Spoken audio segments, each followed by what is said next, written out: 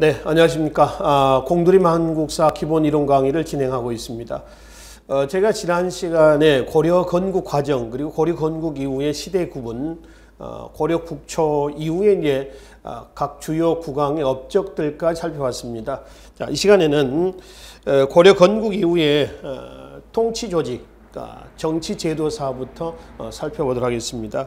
자, 여러분들 가지고 있는 교재에는 190쪽의 고려 중앙정치 제도부터 살펴보기로 하겠습니다.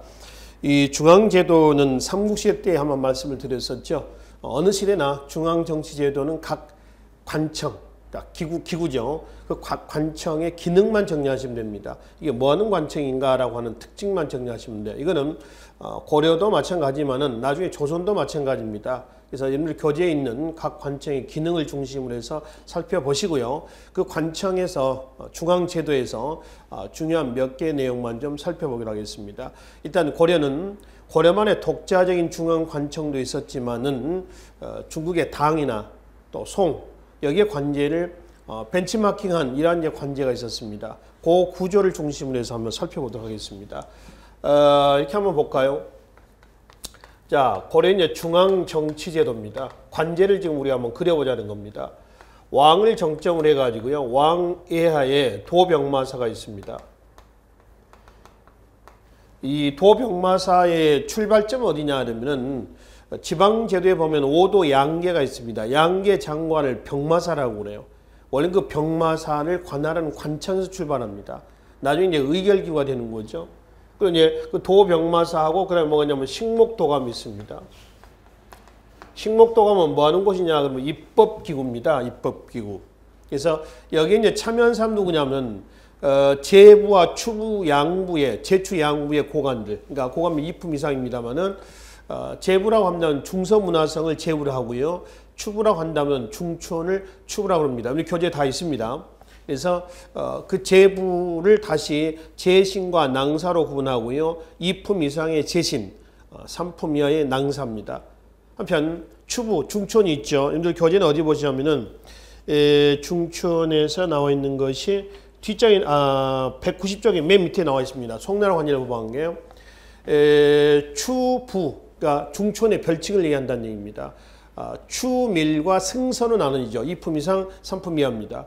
그 중에 이제 2품 이상의 계층들, 그 구성원들이 도병마사하고 식목도감에 참여한 사람들입니다. 그래서 도병마사, 식목도감은 자, 고려의 독자적 기구이자 그 다음에 임시기구입니다.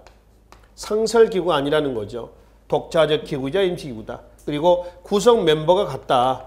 제부와 추부, 제추 양부의 고관들, 2품 이상이죠. 이 고관들로 구성이 됐다라고 하는 겁니다. 고려의 독자의 기구고요. 한편 이하에 당나라 관제를 모방한 뭐가 있냐면 이성육부가 있습니다. 이성 그러면은 당의 관제는 삼성육부죠. 우리가 발해에서 한번 살펴봤었습니다. 발해도 당나라 삼성육부 제도를 벤치마킹한 제도가 있었죠. 자, 그러면 이성육부는 뭐냐면은 중서성과 문화성이 합쳐져 있어요. 그래서 중서문화성 이거 하나고요. 그 다음에 상서성이 있습니다. 시행기구죠. 중서문화성을 다른 말로 뭐라고 그랬어요? 제부라고 방금 말씀드렸습니다. 제부. 근데 중서문화성은 다시 뭘로 나뉜다? 제신. 2품 이상의 제신하고요. 정책 결정을 합니다. 그 다음에 승선. 낭사입니다. 뭐입니다? 낭사로 나뉜다. 이 낭사는 3품 이하로 구성됩니다. 3품 이하.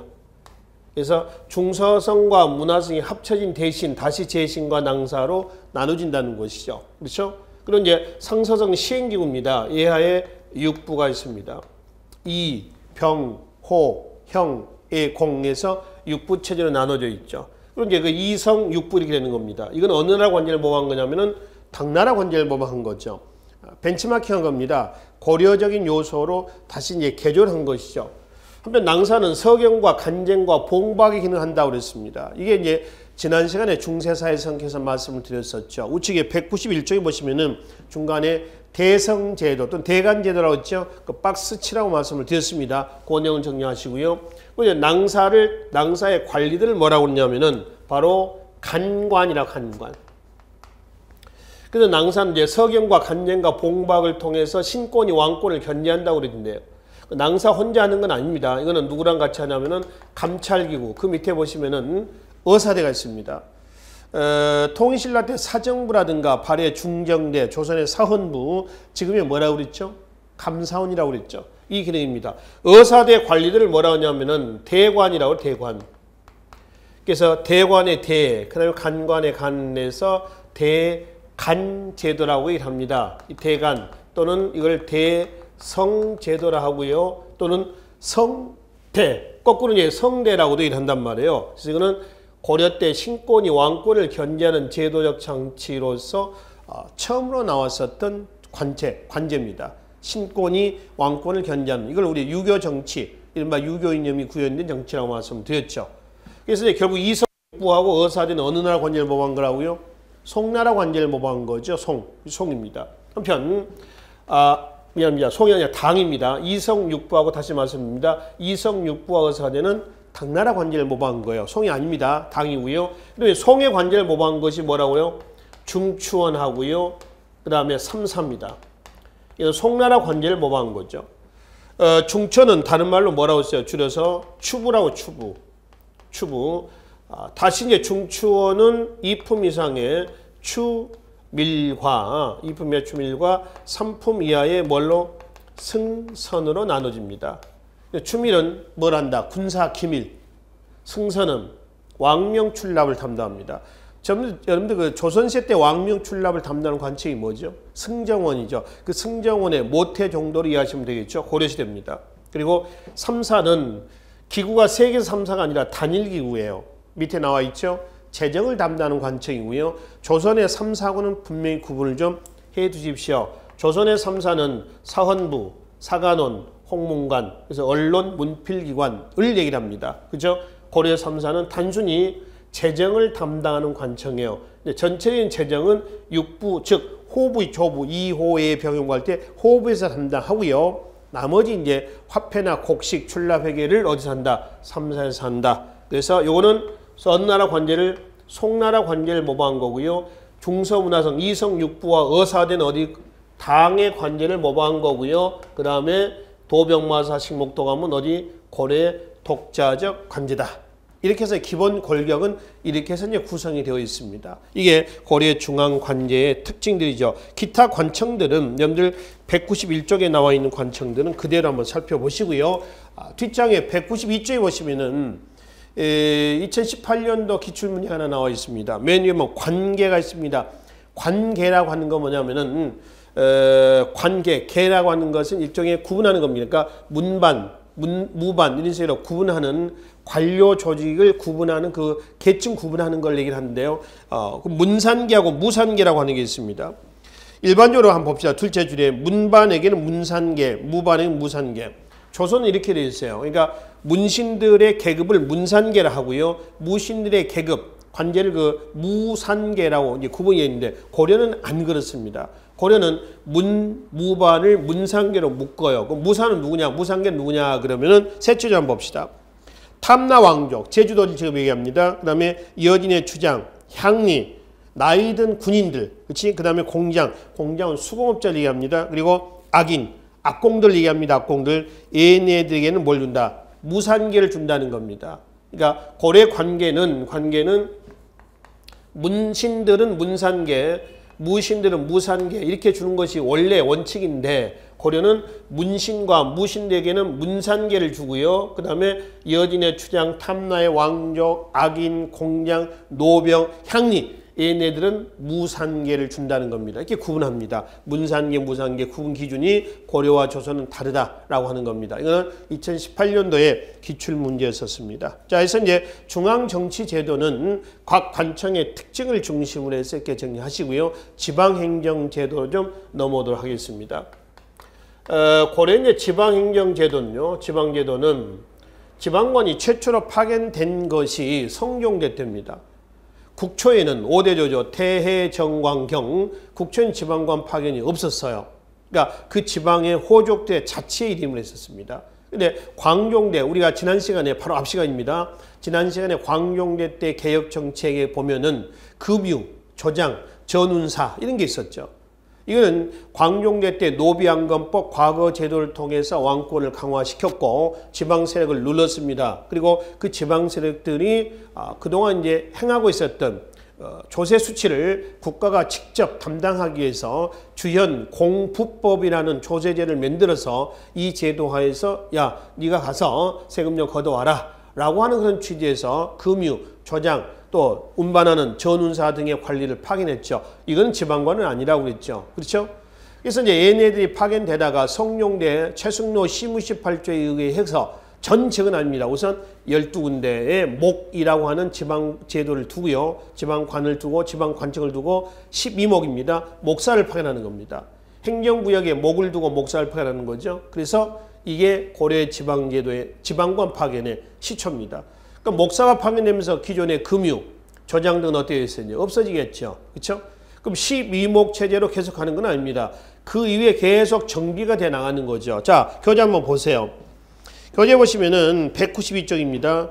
그래서 성종대 12목을 파견하고요. 다시 둘째 줄 보면은 12목이 뭐로 했어요? 10도 체제로 바뀝니다. 도. 지금 예를 들어서 뭐 경기도, 뭐 전라도, 경상도 이런 식의 도가 되는 거죠. 행정구역이. 자, 그리고 이제 동경이 설치가 되는데 동경은 경주를 얘기합니다.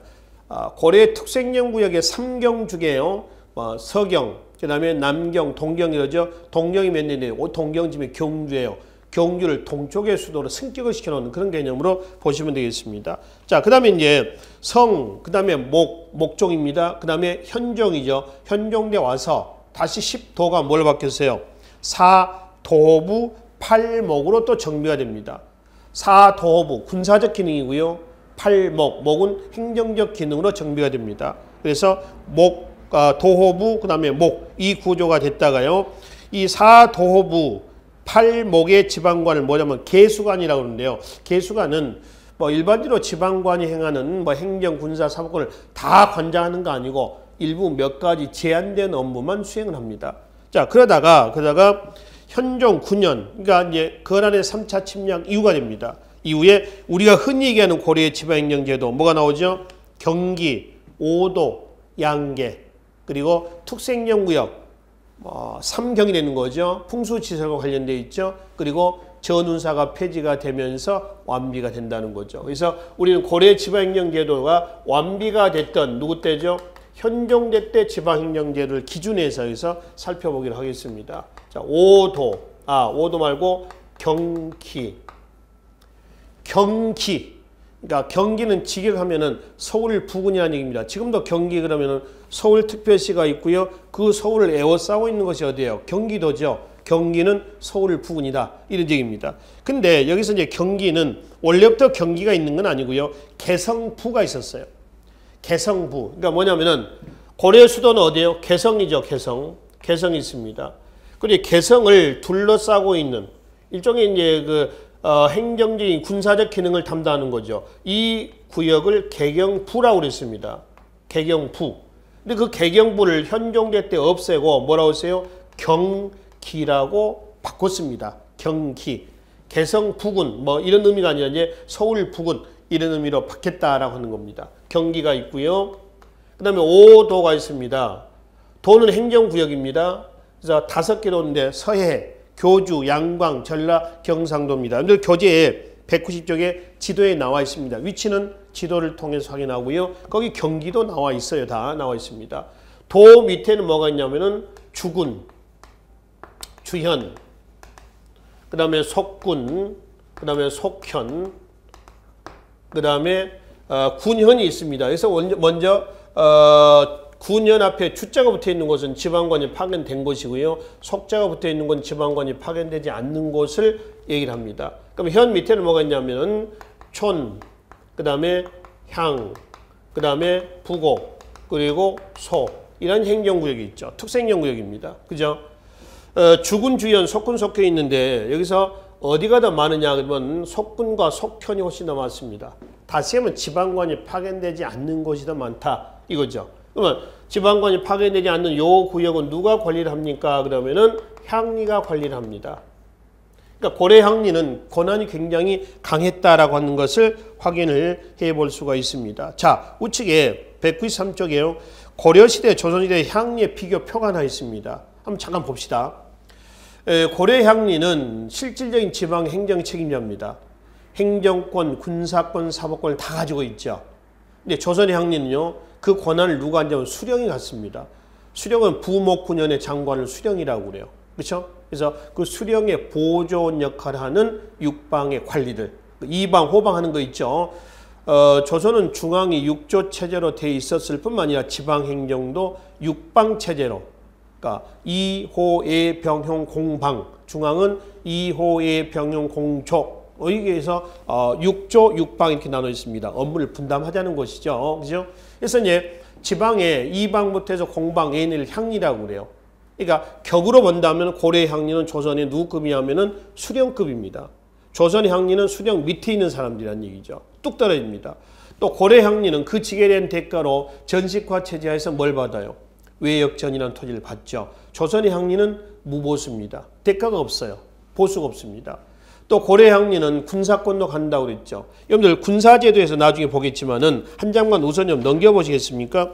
194쪽에 보시면은 지방군, 주현군과 주진군이 있습니다. 주현군은 5도고 양계 군대를 주진군이라고 그래요. 5도의 주현군은 하나의 독자적 부대가 아니죠. 보세요. 보순군, 정용군, 일품군 이걸 묶어서 주현군이라고 그래요. 그 중에 향리가 지휘권을 갖고 있는 부대가 일품군이거든요. 노역부대입니다. 요즘에 공병이죠. 공병. 도로를 넓힌다거나 교량을 건설한다거나 이런 공병의 기능을 수행하는데 그 일품군을 누가? 향리가 관할한다는 겁니다. 군사권도 가지고 있습니다. 조선시대 향리는 그런 거 없습니다. 또 하나, 고려시대 때에 사법권, 향리가 행정, 군사, 사법권 간다고 그랬죠. 사법권은 뭐가 있냐 그러면은 경범죄를 처벌합니다. 물론 중죄는 상부관청으로 이첩을 시키죠. 조선의 향리는 그런 권한이 없습니다. 또 하나, 고려의 향리는 과거 문과에 응시할 수가 있습니다. 우리가 지난 시간에 말씀드렸죠. 주현 공부법과 주현 공거법을 혼동하지 마시라고 했죠. 자, 주현 공부법은 공부, 세금을 얘기합니다. 광종대 때 지방에 세금을 거둬들이기 위한 법이고요. 주현 공거법은 바로 지방 향리의 자식들, 향리나 향리의 자제들에게 과거 응시를 허용하는 것을 뭐라고 했어요? 주현 공거법이라고 했습니다. 한자는 글자 하나만 차이가 있다고 그랬죠. 공부와 공거였습니다. 공부. 부는 세금이에요. 각종 우리가 부세 그러거든요. 부세. 조세제를 얘기합니다. 그러면 거는 천거하는 것을 거라고 합니다.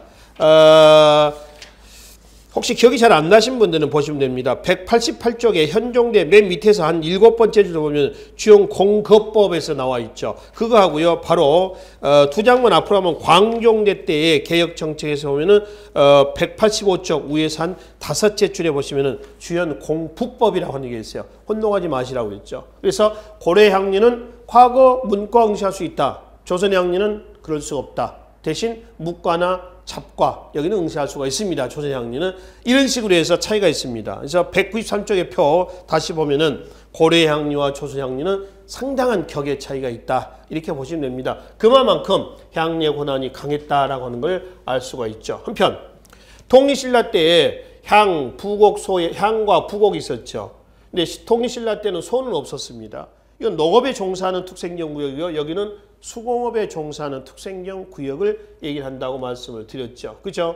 그래서 고려 때 가면은 뭐가 추가됐어요? 소라고 하는 특생경 구역이 없어졌습니다. 한편 나중에 이제 무신정고 때 밀란에서 보겠습니다만은 특생경 구역 향과 부곡과 소가 없어지게 된 계기, 그 시발점이었던 사건이 공주 명학소의 봉기입니다. 망이 망소의 봉기라고 그러죠. 둘은 형제예요, 형제. 명학소라고 할 때요. 소는 수공업에 종사하는 특생경 구역 아닙니까? 그러니까 이 둘은 망하고 망소 형제는 수공업에 종사했었던 특생경 구역민이라고 하는 걸 알 수가 있습니다. 아울러 명학소가 뭘로 바뀌었냐면은 충순현으로 바뀝니다. 현이라고 한다면 지방관이 파견되는 최하의 단위를 현이라고 그러죠. 물론 고려는 주군, 주현보다는 속군, 속현이 많았지만, 그치? 그리고 이제 각 도의 장관을 안찰사라고 그래요. 안찰사. 조선의 관찰사급입니다. 요즘에 각 도의 장관을 뭐라고 그래요? 지사라고 하죠. 지사. 지사의 개념입니다. 그렇죠? 그래서 안찰사. 임기는 6개월입니다. 그리고 이 안찰사는요. 어떤가 한 곳에 상주해 있는 것이 아니라 계속 그 지역을 돌아다니는 순찰하는 이러한 임무를 가지고 있다라고 하는 것이죠. 물론 임기제도하고요. 상피제도는 고려나 조선이나 같이 적용이 됩니다. 임기, 뭐 1년이면 1년, 6개월이면 6개월, 상피, 내 고장, 내 고향이라든가 또 같은 관청에 같은 혈족이 임명되는 것을 막는 거죠. 이건 뭐 부정이라든가 비리를 막기 위한 이런 조치를 썼을 겁니다. 그래서 5도 예하에 이런 구조되어 있습니다. 그리고 이제 5도는 대체로 어떤 성격 위주로 정비하냐면은 행정적 기능 위주로 정비가 됐다. 그리고 이제 양계가 있습니다. 양계. 계가 두 개란 얘기입니다. 동계와 북계입니다. 지도에서 보면 북계는 북쪽으로, 동계는 동해안 쪽으로 구성이 되어 있죠. 그래서 각 계 장관을 뭘 한다? 병마살한다. 이 양계는 어떤 기능? 바로 군사적 기능 위주로 편제가 됐고 계 밑에 행정조직은 진이 있습니다. 진의 장관을 진장이다 라고 얘기를 합니다. 그래서 5도 양계, 경기 5도 양계. 그리고 이제 풍수지설과 관련해서 정비된 3경이 있습니다. 3경 그러면은 부도라 부도. 그러니까 부도라고 하는 건 뭔가요? 제2의 수도를 뭐라고 그래요? 부도라고 얘기를 합니다. 그렇죠? 제2의 수도를 부도를 한다. 어디예요? 서경과 그 다음에 동경과 그 다음에 어딘가요? 마지막 남경입니다. 어떤 사람은 개경이라고도 얘기를 합니다. 근데 처음에는 개경이 포함이 됐어요. 근데 나중에 풍수지설에 의해서 남경길지설이 나옵니다.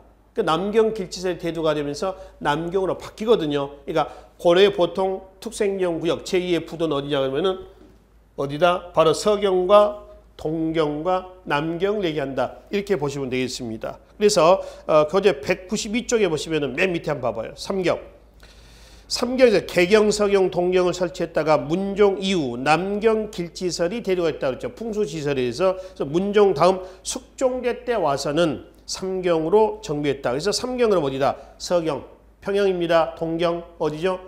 경주입니다. 그 다음에 남경, 지금 서울입니다. 이렇게 해서 3경 그러면 이렇게 보시면 되겠습니다. 아시겠죠? 이게 이제 기본적인 고려의 정비가 된, 이제 완비가 되어 있었던 지방행정 조직이다. 라고 이제 보시면 되겠죠. 자, 그럼 이제 우측에 군역제도하고 통치제도에서 군사제도를 좀 살펴보도록 하겠습니다. 군역제도는, 군역은 국가 재정의 3대 근간에서 전세, 공납, 역이죠.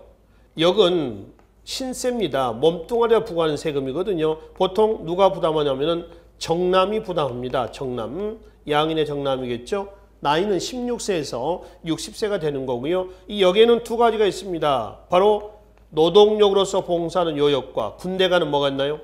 군역이 있습니다. 그 중에 지금 여기는 군역입니다. 그렇죠? 군역이죠. 오늘날의 군역제도하고 비슷하죠. 밑줄령 걸어오실래요?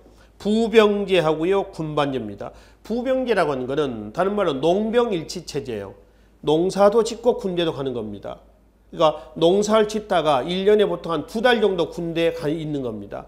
그리고 다시 2달 정도 군대에 갔다가 다시 돌아와서 농사 짓고 교대로 윤번제로 이렇게 이제 돌아가서 군대 돌아가면서 군역을 수행하는 거죠. 오늘날도 똑같죠.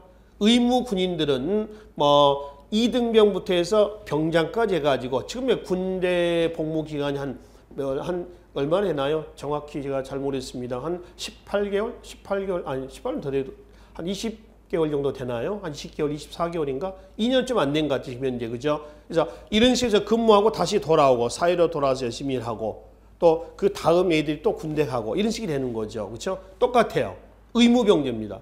그 다음에 군반제라고 하는 거는 문반 그럼 문신입니다. 무반 그럼 무신이죠. 군반 그러면 직업군인입니다. 직업군인. 그렇지? 그래서 군반제. 지금도 그러잖아요. 보통 직업군인 그러면은 하사관 이상은 보통 이제 직업군인으로 편제가 돼 있죠.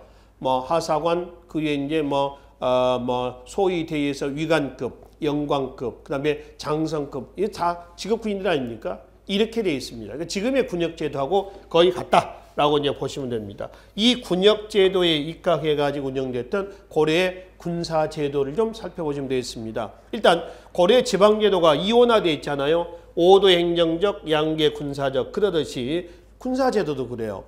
중앙군 2군 6위 정치적인 성격입니다. 지방군 5도 양계에서 5도 양계로 되어 있잖아요. 지방행정제도가 5도 양계. 5도 군대 따로 양계 군대 따로 봐야 돼요. 5도 군대가 방금 봤죠. 주현군. 그리고 양계는 주진군. 그래서 중앙군은 정치적인, 지방군은 군사적인 이렇게 이제 구분하겠습니다. 자, 그럼 2군 6이라고 했습니다. 중앙군이. 2군 6이 그러면 2군은 응양군과 영호군이라고 하는 부대거든요. 국왕의 최측근 부대입니다. 요즘에 뭐 대통령 경호부대 뭐 이런 정도 해석할까요? 그죠? 그래서 거기 나와 있는 2군은 응양군, 영호군에서 숫자가 1령, 2령내인데 령이라고 하는 건요. 단위입니다. 단위. 도량령이거든요.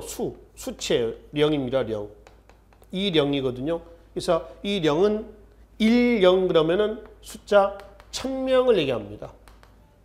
그러면 2군 그러면 총 몇 명이에요? 3000명이라고 하는 걸 알 수가 있죠. 그렇죠? 현종대 때입니다.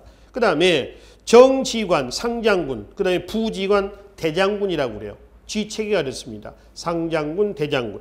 그 다음에 6위는 성종대 때입니다. 그럼 2군과 6위 중에서 뭐가 먼저 만들어진 거예요? 6위가 먼저 만들어진 겁니다. 성종, 목종, 현종 이렇게 넘어간다고 그랬죠. 그렇죠?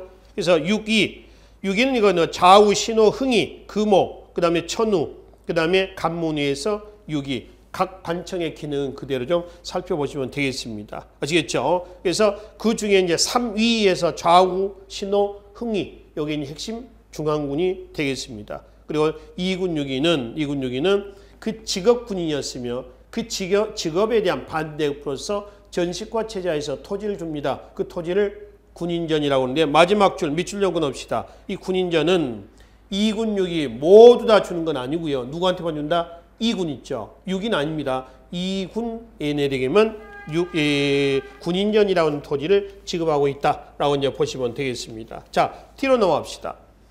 뒤에 보시면 2군 6위하고는 별개의 또 하나의 어떤 독자적인 특수부대 하나 있습니다. 결령군이라고 하는 부대가 있습니다. 이 결령군은 국왕의 행차 또 국내에서의 중요한 행사가 있을 때 일종의 어떤 호위하는 이런 부대를 얘기합니다. 무신정변 때 보면 누가 나오죠? 정중부, 이고, 경계성에 있죠.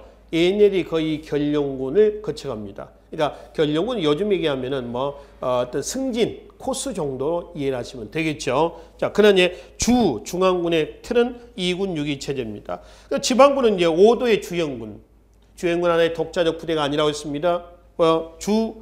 현군은 보순군, 정영군, 일품군으로 구성됐고요. 그다음에 주진군이 있죠. 주진군은 양계 군대를 얘기합니다. 주현군과 주진군이라고 그랬죠. 그래서 주진군도 마찬가지 하나의 독자적 부대는 아니에요. 초군, 좌군, 우군 묶어서 주진군이라고 그래요. 군사적 기능으로 정비가 되어 있습니다. 얘네는 의무병입니다. 그러니까 국가로부터 어떤 특정한 보수를 받지는 않는다라고 하는 것이죠. 그리고 이제 기본적인 중앙군과 지방군의 특수군이 있죠. 대외 관계 속에서 거란의 침략을 막자라고 하는 광군. 그 광군을 통제하는 관철 광군사라고 말씀을 드렸죠. 이거는 3대 정종대 때 해종 다음에 정종 다음에 광종이 나오지 않습니까? 그래서 정종대 만들어진 거고요. 별무관은 숙종대 윤관입니다. 신기군 기병이고요. 신보군은 보병이죠. 그 다음에 승병 그래서 항마군입니다. 호국불교라고 하는 의미였죠. 그 다음에 삼별청 이거는 최후가 강화천도 이후에 만들어진 거죠. 좌별초, 우별초, 신의군입니다. 원래 그 좌별초, 우별초는 야별초라고 하는 부대가 있었습니다. 요즘에 방범대원, 요즘은 이제 없어졌습니다. 예전에 보면 방범대원이 있었습니다. 야간에 순찰하는 사람들이죠. 그 방범대원과 같은 야별초가 좌별초, 우별초로 개편이 되고요. 또 몽골 침략 때 몽골에 끌려갔다가, 그러니까 포로가 됐다가 탈출해 내려온 사람도 있습니다. 탈출한 사람들. 이런 사람들을 중심으로 구성된 것이 신의군이었습니다. 그리고 이제 고려 말에 가면은 대관계에서 북쪽에서 홍건적이 내려오고요. 남쪽에는 왜구들이 쳐들어옵니다. 북로남해라고 그러거든요. 그래서 이 왜구 침략을 막자라고 하는 양천혼성군에서 연호군이 있죠. 이 연호군은 조선 후기 소고군하고 거의 비슷합니다. 양천혼성군이라는 측면에서. 그리고 마지막 무신압자기구에서 중방 밑에 장군방, 장군방 밑에 낭장방 밑에 교위방 이런 이제 군사 무신들의 조직이 있습니다. 이거는 문신들이 아니라 무신들의 조직인데 무신정변 이전에는 별 기능이 없었어요. 무신정변 이후에 그 기능이 굉장히 커졌습니다. 특히 무신합자 기관으로서 최고 가장 정점에 있었던 관청이 뭐예요? 중방입니다. 중방은 2군 6위라고 한다면은 아까 방금 했던 중앙군 있죠. 중앙군 2군 6위, 현종대 2군하고 성종대 6위입니다. 여기에 정지관을 뭐라고 했어요? 대장군. 부지관을 대장군, 상장군, 그 다음에 부지관을 대장군이라고 했죠. 그 상장군하고 대장군, 얘네들 놓고 구성되어 있었던 무신의 최고 합자 기구, 이걸 뭐라 한다? 중방이라 한다. 무신정변 이후에 가면 중방의 기능이 부각이 될 겁니다. 자, 그래서 고려의 군역제도에 의거해 가지고 입각에서 정비가 됐던 군사 조직을 이렇게 살펴보시고요. 195점 봅시다. 고려 교육제도입니다. 교육제도하고요. 그 교육제도하고 밀접한 관련을 가지고 운영이 됐던 다음장의 과거제도입니다. 조선도 마찬가지입니다만은 교육제도하고 과거제도 같이 묶어서 정리를 하시면 됩니다. 일단 교육기관부터 좀 살펴봅시다. 고려시대 교육기관은 시기별로 한번 볼까요? 초기, 중기 이렇게 나눠서 보겠습니다. 초기는 관학 중시입니다. 관학은 요즘에 공교육 개념입니다. 중기 이후는 사학입니다. 사학은 요즘에 사학입니다. 말 그대로 사립, 사학교육이죠. 뭐 정규 어떤 공교육 기관이 아닌 뭐 학원이라든가 뭐 이런 것도 있죠. 전부 다 사학기관으로 묶으면 되겠습니다. 초기부터 한번 봅시다. 초기에 국립대학으로서 뭐가 있어요? 국자감이 있습니다. 이 국자감은 밑에 표를 한번 보세요. 표를 보시면은 이런 특징들을 가지고 있습니다. 고려 국립대학입니다. 신분별로 차등 교육을 하고 있죠. 그렇죠? 차등교육이 뭔가요? 신분별로 차등교육을 하는 거지 교과목별로 차등교육을 하는 것은 아니다. 이거죠. 표를 한번 봅시다. 유학부하고 기술학부로 나눠져 있죠. 유학부는 이제 어떻게 됐어요? 국자학, 태학, 사문학입니다. 근데 뒤에 보시면은 커리가 똑같잖아요. 커리큘럼 똑같습니다. 뭘 가지고 구분했습니까? 신분이죠. 3품 이상, 5품 이상, 7품 이상의 고관의 자제들이 각각 국자학, 태학, 사문학 이렇게 나눠졌습니다. 신분별로 차등교육을 받는다. 근데 조선의 조선의 국립대학을 뭐라고 그래요? 조선은 성균관이라고 그러죠. 성균관. 성균관은 신분별 차등교육을 하지 않습니다. 아시죠? 이런 구분이 없어요. 자, 두 번째. 기술학 교육을 국립대학에서 한다. 조선은 안 한다. 근데 모든 기술학은 아니고요. 율, 서, 산. 이 세 개만 합니다. 자, 표 한번 봅시다. 율, 서, 산. 그래서 율, 법률입니다. 서는 서예, 글 쓰는 거죠. 그 다음에 산, 수학을 얘기를 합니다. 여기는 이제 기술학에서 잡학이라고 합니다. 그래서 여기는 국립대학에서 했던 기술교육인데 이거 외에 그럼 기술은 어디서 하냐? 해당 관청에서 합니다. 표 마지막에 한번 봅시다. 표. 거기 보면 뭐 천문지리는 사천대, 의학은 태의감, 외국어는 통문관, 그죠? 음양, 도참은 어디? 태사국 이렇게 되는 것이죠. 그리고 바로 밑에 좀 보세요. 인종대 때. 인종이 고려 중기라고 합니다. 인종대 형부, 육부 중에 형부입니다. 형부에 소속된 율학을 국자감으로 이관해서 경사육학으로 정비했다 그랬죠. 그러니까 원래부터 경사육학이라 한다면 뭔가요? 국자학, 태학, 사문학, 율서, 산 묶어서 6개잖아요. 그래서 경사육학이라고 그러는데 이게 성종대 때 국자감이 정비가 될 때 경사육학 체제가 아니었습니다. 원래는 5개야. 그러니까 율학이 빠져 있었어요. 근데 인종대 때 율학이 형부에 소속된 율학이 국자감으로 옮겨진 겁니다. 그래서 이제 경사육학이 됐다. 이런 얘기입니다. 이해되시죠? 그렇게 이제 구분하시고요. 일단 고려의 국립대학에서는 기술학교를 했는데 조선은 안 했다. 조선은 100% 해당 관청, 고려는 율, 서, 산 이 세 개만 국립대학에서 나머지는 해당 관청에서 한다라고 하는 겁니다. 또 하나 특징이 있습니다. 평민들이 입학할 수가 있습니다. 어디에? 기술학입니다. 잡학이고요. 조선은 평민들 입학할 수가 없습니다. 이게 고려의 국립대학 국자감하고요. 조선의 국립대학 성균관하고의 차이점이다라고 이제 보시면 되겠죠. 그렇죠? 이건 이제 중앙의 국립대학 국자감 체제가 있었다라고 한다면은 지방에는 중등교육기관이죠. 향교가 있었습니다. 조선시대 때도 그대로 이제 그 향교 체제는 유지가 됩니다. 지방의 중등교육기관이죠. 향교는 사립이 아닙니다. 관립입니다. 공립학교다라고 이제 보시면 되고요. 아울러 그 국자감의 명칭은 바로 우측에 보충 좀 한번 봅시다. 예, 국자감은 충렬왕제 때 국학, 충선왕제 성균감, 그 다음에 성균관, 다시 공민왕제 국자감, 다시 공민왕제 때 성균관 계속 바뀌어요. 근데 여러분들이 일반적으로 고려의 국립대학은 뭐 국자감, 조선은 성균관 이렇게 정리하시면 되겠습니다. 자, 그래서 이제 국립대학 체제, 일반 공교육 체제로 초기에는 운영이 됩니다. 근데 고려 중립대 가면 사교육이 판을 칩니다. 사학이 발달했습니다. 자, 발달의 배경부터 한번 봅시다. 일단 과거 위주의 교육입니다. 오늘날 공교육과 사교육 중에서 뭐가 더 판을 치나요?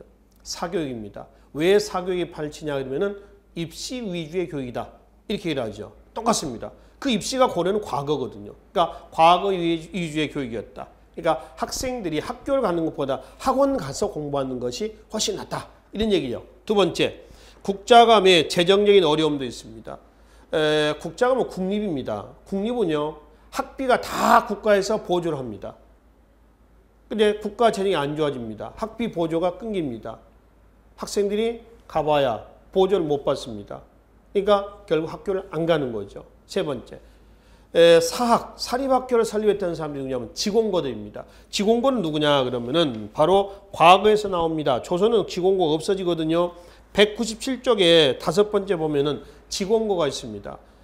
과거 출제 어떤 그 책임자입니다.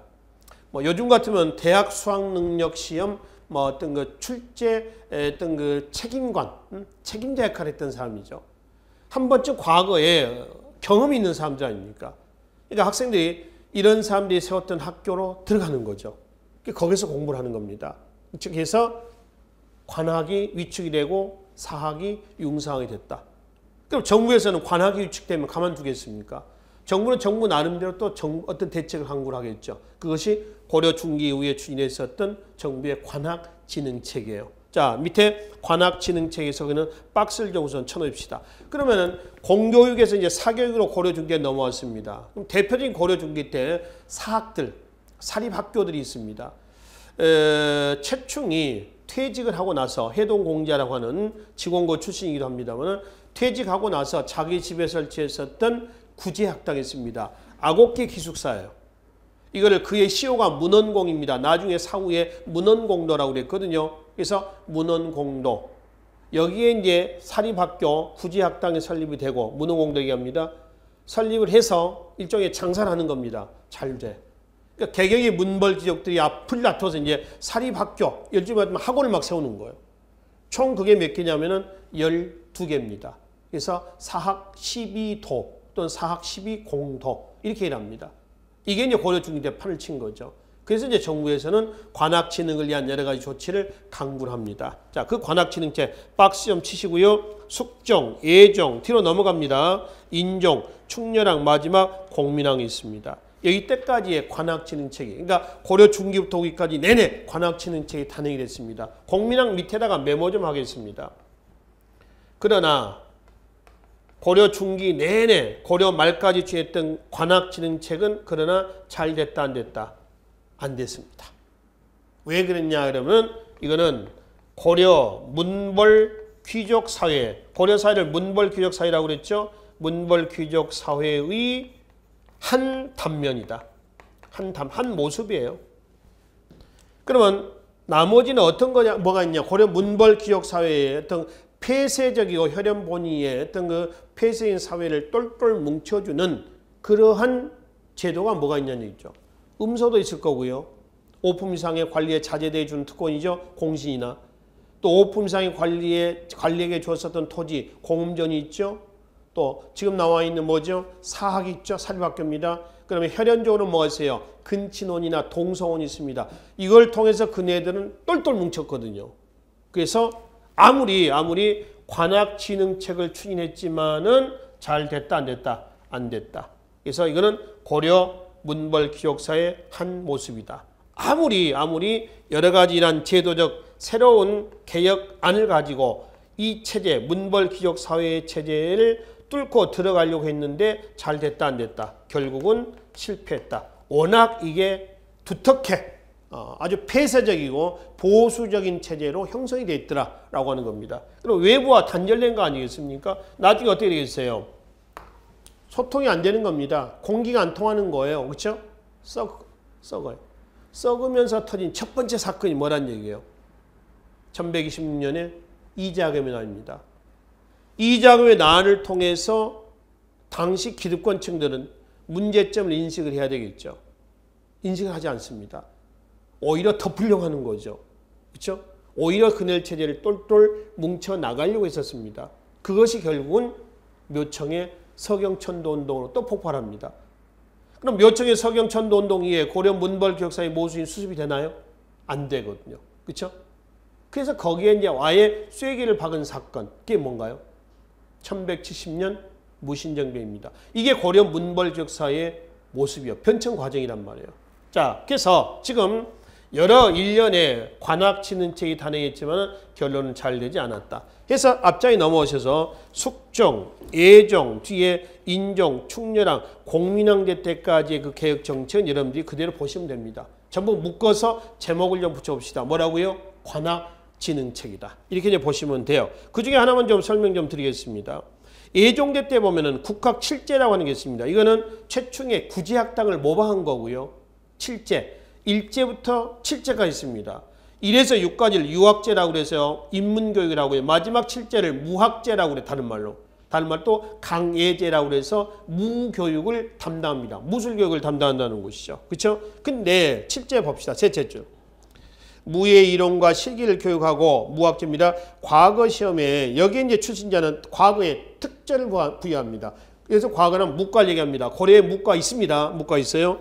그래서 무과에 특전을 부과하자 입학생이 급증을 하죠.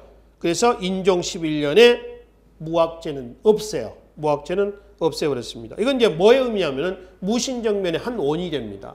그러니까 숙문, 천무의 한 원이 됐다라고 이제 보시면 되겠죠. 아시겠죠? 그리고 이제 마지막 각촉부시라고 하는 게 있습니다. 요즘에 모의고사로 보시면 됩니다. 촛불을 켜놓고 초에 금을 그어놓는 겁니다. 불이 타서 거기까지 내려올 때까지, 탈 때까지 누가 빨리 양질의 글을 쓰냐, 답안지를 쓰는가라고 하는 거죠. 그렇죠? 이걸 각촉부시라고 일한다는 거죠. 자, 뒤에 인종대 때 형부에 소속된 유락을 어디로? 국자감으로 옮깁니다. 그래서 인종대 때 경사육학 체제가 확립이 됐다라고 하는 거죠. 그리고 이제 충렬왕, 그 다음에 공민왕대 때까지의 개혁 정책인데, 공민왕대 때 보면 최고학부, 즉 대학, 성균관을 부흥시켜서 순수한 유교 교육기관으로 개편했다고 그랬죠. 그래서 순수한 유교 교육기관이라고 하는 건 뭐냐 그러면은 바로 고려의 국립대학에서는 뭐도 있죠? 기술학도 했잖아요. 근데 기술학 하지 않습니다. 그나마 세계학과 율서산 안 하고 이제 순수한 유학교육만 했다라고 하는 겁니다. 그래서 고려 중기 숙종부터 해가지고요. 고려 말 공민왕까지 계속 관악진흥책을 단행했습니다. 그러나 결론은 잘 되지는 않았다. 이는 고려 문벌 기억사의 한 모습이다. 이게 고려 교육제도의 동향이 되겠습니다. 한편 이 교육제도하고 이제 유기적으로 연관이 돼서 이제 시험을 통해서 관리로 진출했겠죠. 공부하는 목적은 과거 급제거든요. 출세하는 목적이에요. 그렇죠? 자, 그러면 과거제는 광종대 때 왕권 강화책에 일하면서 후주의 귀하인 쌍기의 건의에서 실시가 됐다고 그랬습니다. 대표적인 왕권 강화책입니다. 그러니까 과거제도 직전에 노비안건법을 통해서 지방호족들의 손발을 잘랐죠. 과거 제도를 통해서 몸통을 밀어냈습니다. 그래서 과거 제도의 실시는 신구 세력의 세대 교체를 단행하였다라고 이제 말씀을 드렸잖아요. 그러니까 신세력은 과거를 통해서 등용한 광종의 사람들이고 구세력은 기득권을 갖고 있는 사람들을 얘기한다는 것이죠. 그렇죠? 그럼 과거에 종류 좀 봅시다. 지금 문과, 잡과, 승과, 무과가 있습니다. 문과 보통은 이제 고려의 과거를 하면 문과를 얘기합니다. 제술과고 명경과가 있는데 제술과는 뭐라고 그래요? 다른 말로 진사과, 명경과는 생원과라고 그래. 그러니까 제술과에 급제하면 진사, 생원과에 급제하면 명경과에 급제하면 생원 이렇게 합니다. 재수과는 한문학으로 시험을 보고요. 명경과는 유교 경전으로 시험을 봐요. 뭘 더 중시했을 것 같아요? 한문학입니다. 그래서 보통 우리가 또 과거 그러면은 명경과도 있지만은 보통 과거 그러면은 재술과를 일반적으로 얘기를 한다라고 하는 것이죠. 그렇죠? 그리고 고려 초기에 이런 분위기 속에서 한문학이 유행했던 것도 여기하고 같은 맥락을 형성하고 있어요. 그 다음에 이 문과는 우측에 시험 절차를 같이 한번 묶어서 봅시다. 1차, 2차, 3차까지 봅니다.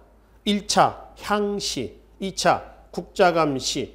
그래서 여기 이제 급제한 사람들을 진사락 하고요. 3차는 예부시다 해가지고 바로 여기서 이제 급제한 자가 최종 합격자입니다. 합격 증서, 홍패. 조선 홍패가 나옵니다. 붉은 종이에 이제 써주는 거죠. 합격 증서 써주는 겁니다. 그래서 이제 관직으로 나간다는 거죠. 그 다음에 잡과. 잡과는 율, 서, 산, 의학, 천문, 음양, 지리, 기술관을 등용하는 시험입니다. 근데 우측에 시험 절차를 봐봐요. 구체적으로 고려 잡과 기술관 얘기합니다. 어떤 과목을 어떻게 시험을 봤는지 어떻게 봤겠죠. 근데 그 과정을 기록해 놓은 문헌이 남아있지 않아서 자세히 확인할 수는 없습니다. 일단 고려시대 잡과 기술과는 행해졌다라고 하는 것만 이해하시면 되겠습니다. 자, 그 다음에 승과가 있습니다. 교종승려는 교정선과, 선종승려는 선종선과를 봅니다. 우측에 보시면은 1차가 종선, 2차가 대선 해가지고 급제를 하면은 대덕이라고 하는 승계를 줍니다. 그러니까 고려의 승려는 정치에도 참여할 수가 있었어요. 고려의 불교의 위치를 확인해 볼 수가 있는 것이죠. 마지막 무과 좀 보겠습니다.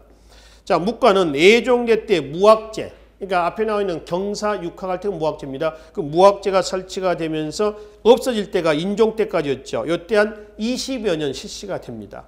20여 년. 근데 이 무학제 출신자들에게는 과거 무과에 특전을 부여한다고 그랬죠.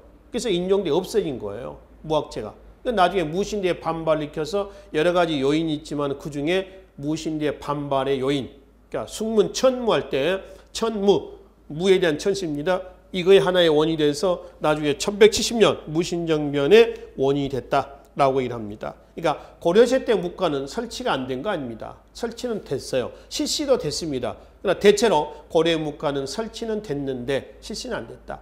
그럼 공식적으로 무과는 언제냐? 조선시대 때 와서 무과가 실시가 됐다. 이렇게 얘기를 하십시오. 그러니까 조선을 우리가 양반 관료제 사이라고 하지 않습니까? 그래서 양반은 문반과 무반이에요. 그러니까 문반과 무반은 모두 다 관료로서 행세할 수 있는 사이다. 이게 양반 관료제 사이라는 뜻이거든요. 관료제 사이라고 할 때 무신들도 무과를 통해서 관료로서 행세할 수가 있다라고 하는 거 아니겠습니까? 관료제 사이는 능력본의 사이를 얘기하잖아요. 그렇죠? 그러니까 조선 사회를 양반 관료제 사이다라고 얘기할 때 그거는 뭡니까? 라면은 과거에 무과가 실시가 됐다라고 얘기를 하시면 되겠습니다. 자, 그리고 이제 우측에 과거 응시 자격이나 실시 시기는 고려나 조선이나 같습니다. 또 양인 이상이면 다 응시할 수가 있고요. 그리고 보통 과거는 정시 3년에 한 번씩입니다. 식년시에서 식년은 3년이죠. 물론 경년시로 보는, 다시 하면 2년에 한 번씩 보는 시험도 있어요. 경년시도 있고요. 그렇죠? 그 다음에 특별히 또 수시로 보는 1년에 한 번씩 보는 시험도 있고 그렇습니다. 예를 들어서 왕후가 왕자를 아들을 낳았을 때, 전쟁에서 이겼을 때라고 할 때 국가의 큰 대소경사시에 보는 증광시도 있고요. 다양한 시험이 있습니다. 그러니까 원칙은 3년에 한 번씩 보는 시험들. 이게 이제 주 원칙이고요. 기타는 이제 수시로 보는 시험으로 묶어서 보시면 되겠죠. 그리고 과거 응시할 때의 시험관, 요즘에 출제위원장 정도로 본다고 그랬죠. 직원거라고 그랬고요. 조선시대 때 가면 직원거는 없어집니다. 그러니까 이거는 조선시대 때는 능력을 그만큼 충시했다는 겁니다.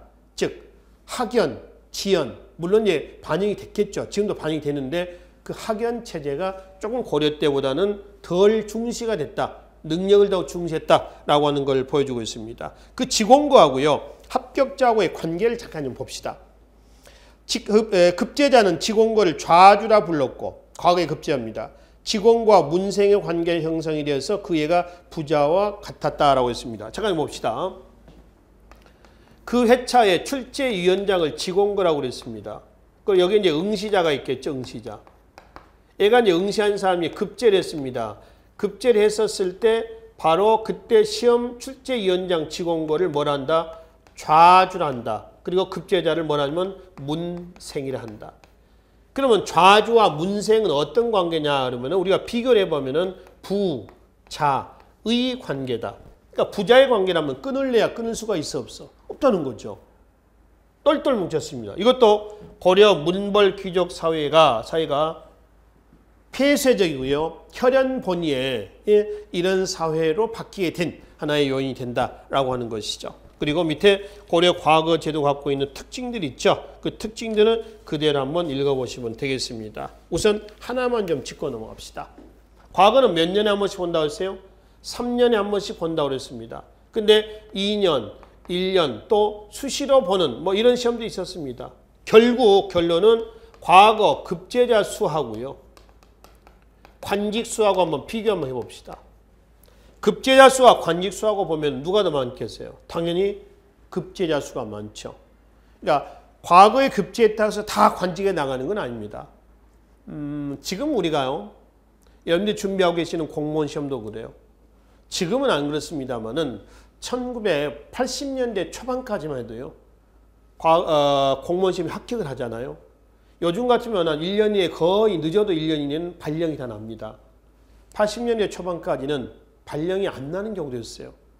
1년 지나고 2년 지나고. 그러니까 그때는 막 이런 송사도 많이 있었거든요. 공무원 시험에 합격했는데 왜 발령을 안 내주냐. 이런 송사가 소송 걸린 게 많았단 말이에요. 지금 그런 거 없죠. 거의 이제 발령을 냅니다. 그러니까 지금 왜 그러냐면은 필요한 숫자만 뽑아요. 예전에는 그런 게 없었던 것 같아. 그러니까 옛날에 100명 뽑아가지고 50명 이제 발령을 내고 나머지 50명은 대기, 1년 대기, 2년 대기 하다가 그게 또 유야무야 돼버리는 이런 경우가 사실 있었어요, 실제로. 고려가 그렇습니다. 그러니까 급제했다고 해서 다 관직에 나가는 건 아니다라고 하는 겁니다. 그러니까 급제했다라는 얘기는 관직에 나갈 수 있다라는 자격을 얻었다는 얘기죠. 실제 관직에 나가기 위해서는 다시 성적, 문벌 줘야 됩니다. 뭐 지연, 학연 다 관리가 될 겁니다. 종합해서 그 다음에 관직에 나갈 수 있었다라고 하는 것이죠. 자, 그리고 이제 과거만을 통해서 관리가 되는 건 아닙니다. 198조에 보시면 음서가 있습니다. 문음이라 하죠. 고려는 공신이나 5품 이상의 관리의 자제, 조선은 2품 이상의 관리의 자제입니다. 그러니까 조선은 좀 축소가 된 겁니다. 음서가. 이거는 고려보다 조선은 훨씬 능력을 더 중시했다. 관료제적인 사회의 모습이 나왔다라고 하는 걸 알 수가 있습니다. 특히 거기에 자객에 보시면은 아들 손자 외에 사위도 있습니다. 외손자도 있습니다.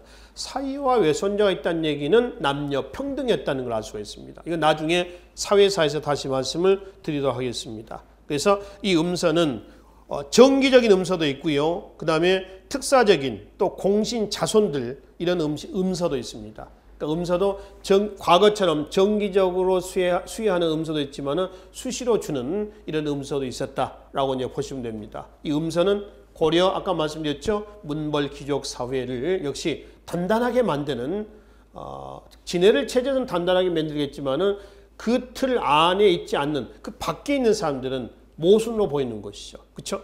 이렇게 해서 이제 고려 사회가 변질되게 된 하나의 요인이 된다라고 이제 보시면 되겠습니다. 그래서 고려의 성종대 때 기본적으로 시무 18조를 토대로 해서 정비가 된 고려 중앙제도, 그다음에 지방제도, 그다음에 군역, 군사, 그다음에 교육, 과거제도까지의 고려의 정치제도사에서 여러분들이 기본적으로 살펴봐야 할 내용들이 되겠습니다. 이렇게 해서 성립된 고려 사회를 무슨 사회를 한다? 문벌 귀족 사회를 한다. 그래서 그 문벌 귀족 사회 변청 과정은 다음 시간에 정리하도록 하겠습니다. 수고하셨습니다.